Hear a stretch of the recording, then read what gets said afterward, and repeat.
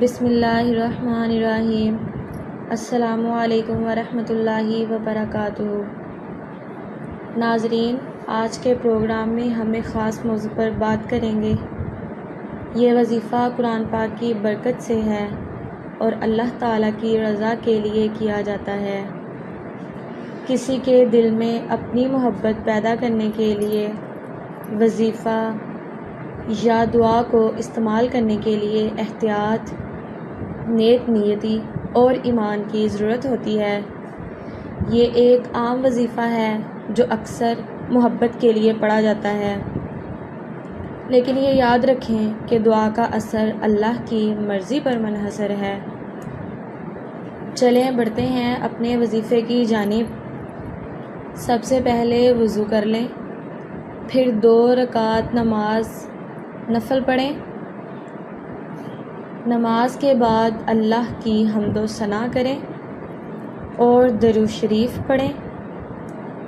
پھر درود شریف پڑھنے کے بعد 111 مرتبہ یا ودودو کا ورد کریں۔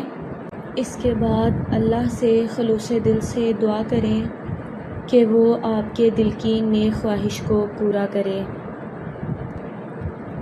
وظیفہ کرتے وقت نیت صاف رکھیں اور دعا خالص دل سے کریں۔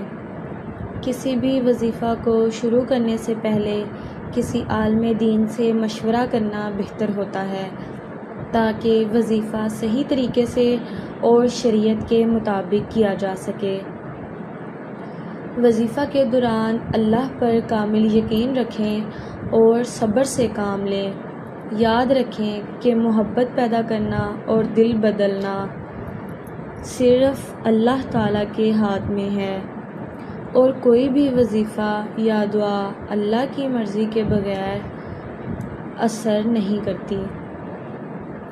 اس لیے اپنے ایمان کو مضبوط رکھیں اور اللہ سے خیر کی امید رکھیں۔ جس طرح میں نے آپ کو یہ عمل اس ویڈیو میں بتایا ہے، آپ نے بالکل اسی طرح ہی کرنا ہے۔